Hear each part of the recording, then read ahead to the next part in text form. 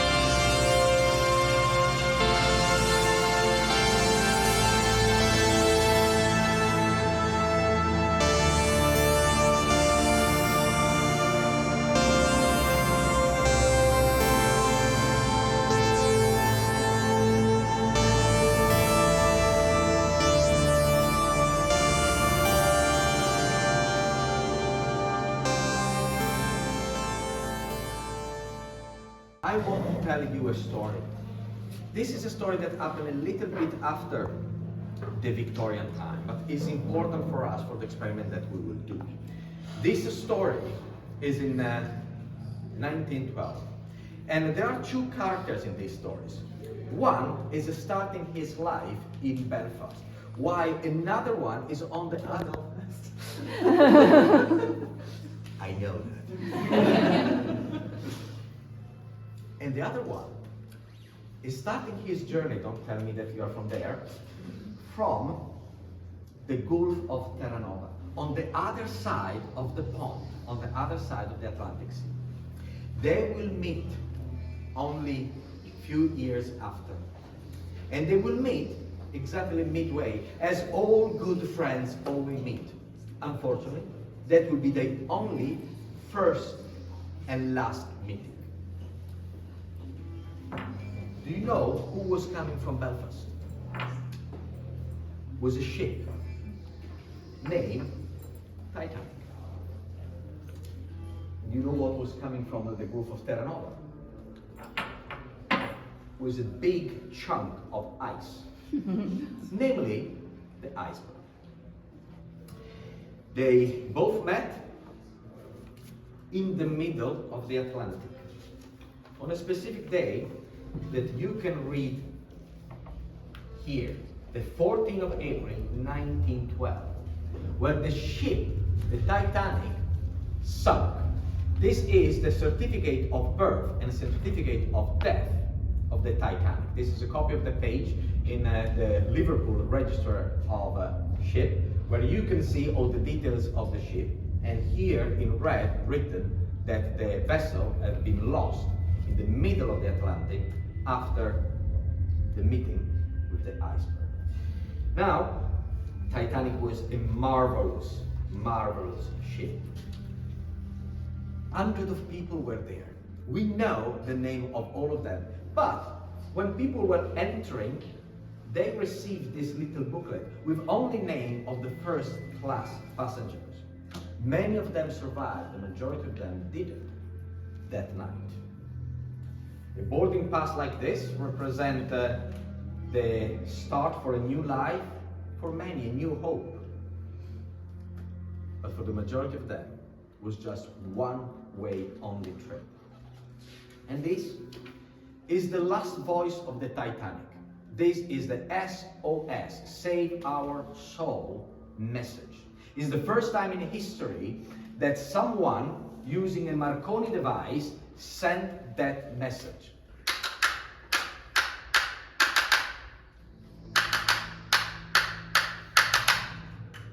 First time that the SOS was ever heard. Here, I have the pictures of some of the passengers that were there on the Titanic. Some of them survived the incident. Some of them didn't. All of them are now dead. This is why we are using this. Because as I said, you can trust your own intuition. You can trust your own psychic power. But to be a fair test, because you never done probably something like this before, I needed that all the soul that we will deal with are actually departing. So let's say that I give a few to you, and let's say just leave there for a moment, and I will give few to you, and let's say that I will give some to you. Okay? So don't be too rational in the experiment. What I want you to do is that during the experiment, you, sir, you will put your right hand on this device, the last voice of the Titanic. And you, ma'am, I would like that you put your left hand on these things here. What I will do is just timing you.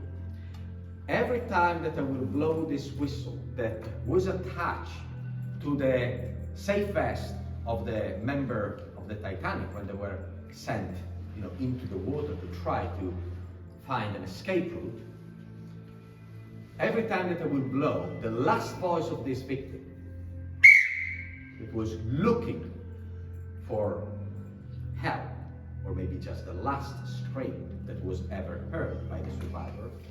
Every time that I will blow that, you will make a decision. You will just trust your intuition, and with the other hand, you will decide if this picture is telling you something or not. If it's telling you something, you will put just here. If no, you will put there. And you will do the same. If this is telling you something, you will put here. If this is not telling you something, you will put there.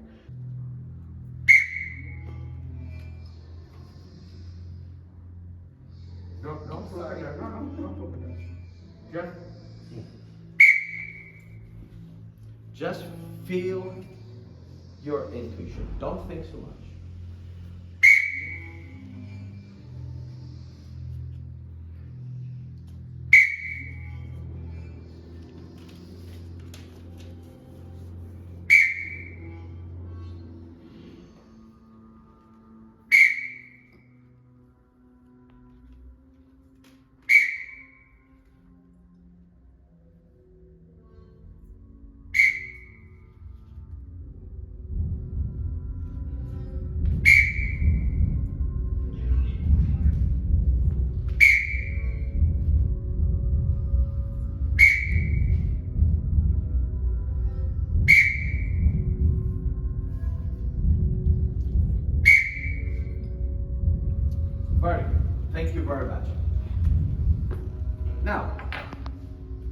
I told you, all of these are actually dead, right? But what I haven't told you is that some of them, of course, survived and some didn't.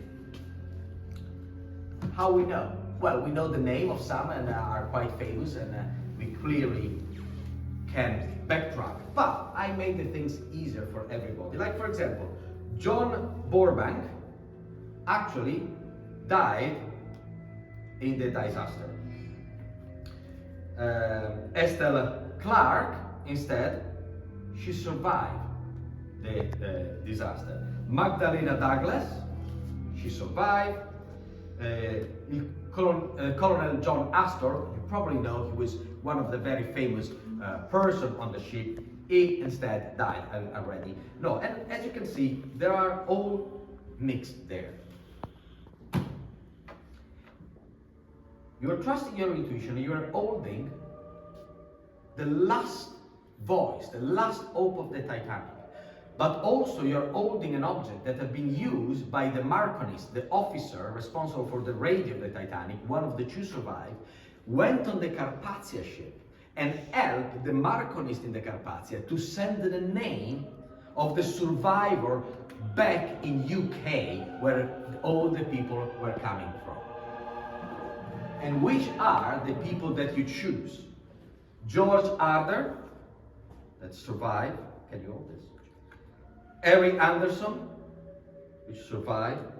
Frederick Spelder, that survived. Elizabeth Allen, she survived.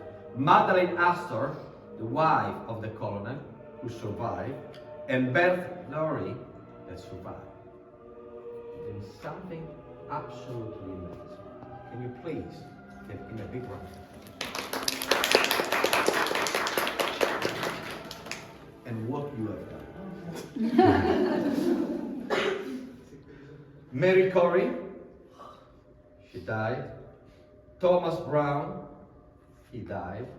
Thomas Andrew, the one that projected the Titanic, he died. And Lilith Carter, she died. Can you please thank them?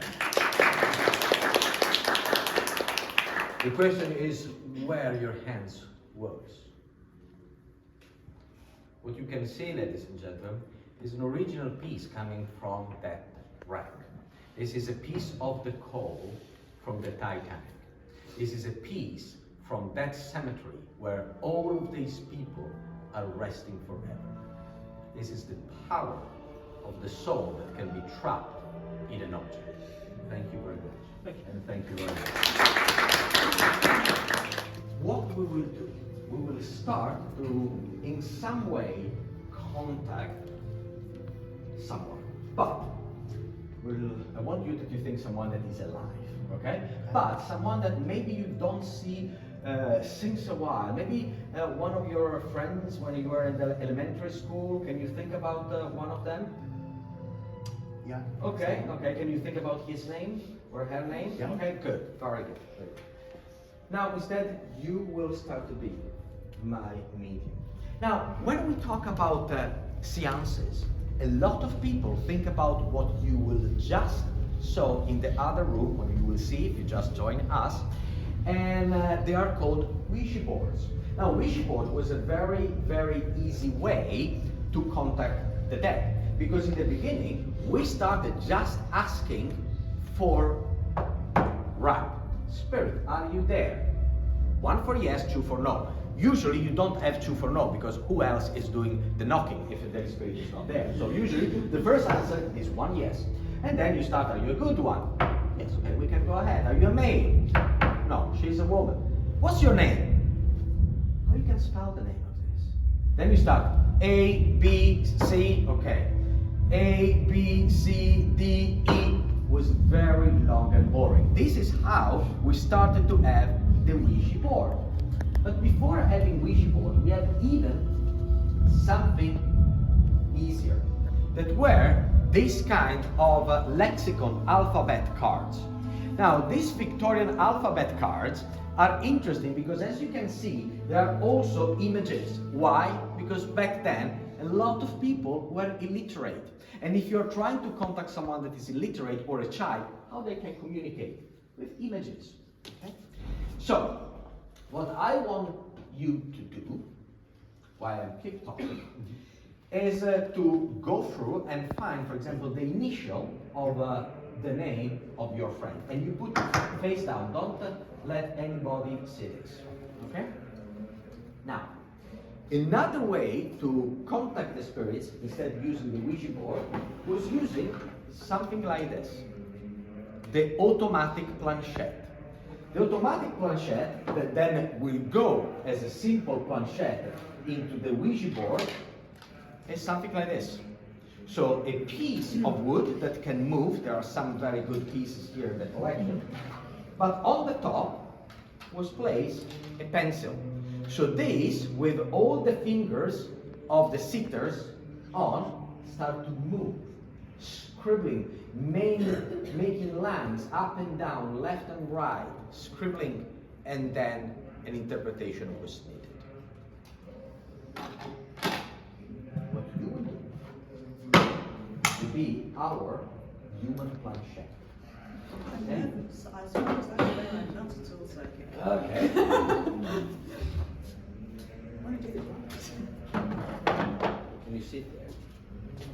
So, you place that down here, okay? And eventually, you know what? You can put the 2 or 3 other letters related to the name here, like imagine spelling out.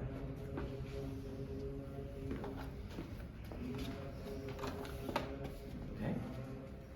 So, what I will do in a moment will be placing your hands with this pencil. And the pencil and your hands will rest against the paper. Are you okay? Yes. Okay? Look this point here, straight there. I want that you focus on this specific point of your hands. And while you are focusing, what will happen is that the focus of your eyes will start to change. Because on the top of your forehead, there is a very strong magnet attached here on the top of your fingers. There are other very strong magnets. And the hand will start to be attracted by this magnet. And your hands will go slower and slower through your forehead. And when that hand will touch your forehead, you will feel absolutely relaxed and your eyes will close.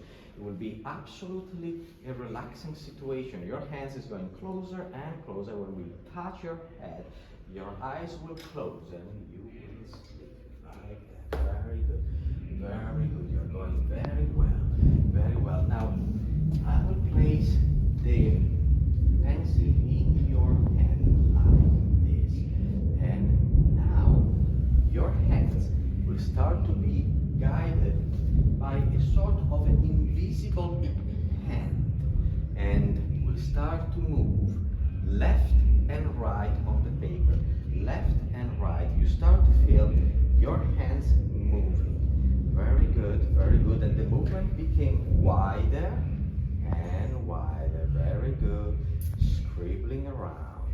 And your hands is moving left and right. Left and right. Going faster and faster. Faster and faster. Your hand is moving up and down. Up and down, left and right, uncontrollably scribbling all around, very good, very good. Moving left and right, up and down, scribbling. And now you start to hear in your head a clock. The clock is ticking, tack, tack, tack, tack. And when we will reach the number 5, your hands will stop. Tack, 1, 2, 3, 4, 5, and stop. Very good, and you are relaxed. Now, you will hear only my voice, and my voice will be like a very nice warm balm on your head, on your neck, on your shoulder. And my voice will count from the number 5 to the number 0. Only when you will reach the number 0, you will be completely awake and completely refreshed. 5, your body starts to be slightly awake. You feel this very warm and beautiful sensation. 4, you start to feel this sensation warming your body free. Your body starting to be refreshed, and 2, you are almost ready to be there. 1, you are almost be there to be completely awake. 0. Here you are. Thank you very much and welcome back. Please give her a big round of applause. Thank you very much. Let me show this to our friend here. What do you think? I can't really make anything out. Okay. Okay. Can you come here? No, here. Me? Yeah. What do you think? It looks like a tornado. This is what we have here. She tried her best. Oh, let's see what we can make out. You did good. You did good.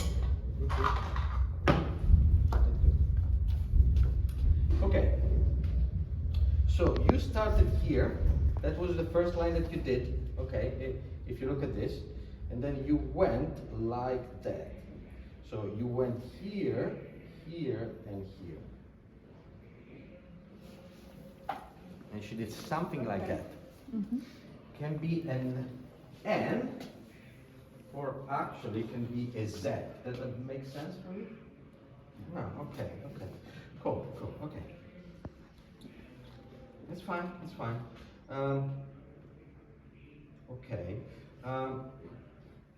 Then you make these things here and these things here. Is that a T? Is that T? Yeah. Okay. So we have a T here. Okay. Then we have. Wait a second. Here, that is the line. You see that? You see this? Like an M or an E. Is it an E there? Okay. And oh, definitely this one. You see this? Like, so this is how you are writing. You're writing in that way. Okay. So you know, when you are sit there and your hands, we always think that the person is writing like this, but in reality she was writing like that. So it's an A. An A? Yeah. Okay, cool. What was the name of your friend? Kathy. Okay. So we have a T, an E, an A. Okay, good. Well, I would say that you've done quite well for being your first time. Can you please thank both of us? Yeah, great. Thank you very much. Thank you. So we've just experienced what can only be described as a Victorian séance, a spiritualist experience with somebody who is most definitely not a spiritualist. Would you like to introduce yourself and say exactly what your role is within Dark Secrets? Yes, I'm Dr Matteo Borrini. I'm a forensic anthropologist. I'm an academic. I'm always be interested in peculiar aspect of our history and how science can be used to explain, to explore, of course, in a respectful manner, all the different aspects of cultures. And here at the Dark Secrets, I've also been involved as I say my side role, that is the one of an illusionist.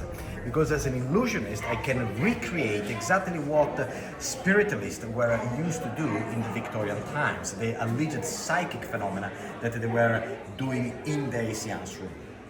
Now, when we talk about folklore, which is how we approach the subject through this podcast and through our work with the Folklore Library and Archive, we're not concentrating necessarily on whether a lot of the things that this exhibition unpacks are true or not true, but what they mean to us as people, what they say about our identity and how we interact with them. And I guess what you've just done through your performance is very much the same sort of thing. So how do you see today the role of these sorts of areas, these sorts of artifacts? Well, first of all, we need to consider one important thing. This is when I work, for example, in my role as a forensic expert, also in forensic investigation that can be related to cults or use of magic. Doesn't matter if you, as the investigator, believe in magic, because those that did the ride believe in it. So that is the very, very important part. The other important part is that all of these folkloric artifacts represent our roots, so represent who we are nowadays, represent our identities. And also they represent the identities of a current group that maybe they do not belong to our group, but they have all the right to exist. And it's very important that we understand them as well as we understand our roots. What are you hoping that the many people that we hope are going to come to this exhibition between now and 2026 are going to take away from it? What are we trying to explain to people here? Well, first of all, I would like that they take away the fact that this is not a sensationalistic exhibition. It is not underlying any gruesome, spooky or bloody part of that. This is not a spooky entertainment. This is a didactic exhibition, and I would like that they understand how beautiful is our world. That is a multicultural society with different identities, with different roots that are all making part of the very inclusive and beautiful world in which we are living. Thank you for your time. Thank you for your performance today, and I hope that all of those things deliver. Thank you very much. Thanks.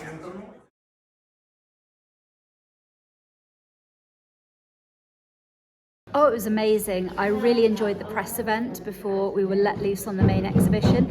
And in the main exhibition, I think for me, the highlight has to be all the cursed dolls. I'm a real cursed doll and cursed item fanatic, and they had some spectacularly creepy shit here. Really worth looking at. You can be surrounded by eyes on all sides, and it's just chef's kiss. What I really liked about it was it's billed as a exploration of different types of belief, and that's certainly what you get from occultism to religion to druids and all sorts of Fortean things. So you certainly get a lot of that, but mixed in with it is the paranormal and the potential that some of these objects could have power, and I think that adds a certain zest to the experience, because they say it's not a scare attraction. They say it's not scary, but for some people, they will get a thrill being here because there's the potential that these objects do carry some sort of power. So yeah, I found it really interesting, enjoyed it. I thought the exhibition was excellent. It opens with very impactful statues, and it leads you on a labyrinthine walk through room after room after room of really nicely curated exhibitions, artifacts, and artwork. And I think no matter what your interest, whether it's alchemy, whether it's witchcraft, whether it's satanic cults, there's something here for everybody, for every interest. So I think if you go, you'll enjoy it.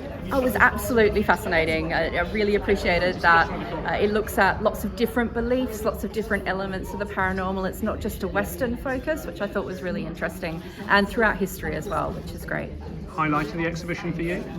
Oh goodness. I think maybe the vampire hunting kit, just because I have a thing for vampires. And it's just a little thing right at the beginning, but I think that was definitely a very cool thing to see. I really enjoyed it. I think that it's got something for everyone. Even if you don't like all of the sections, you'll find that you like something.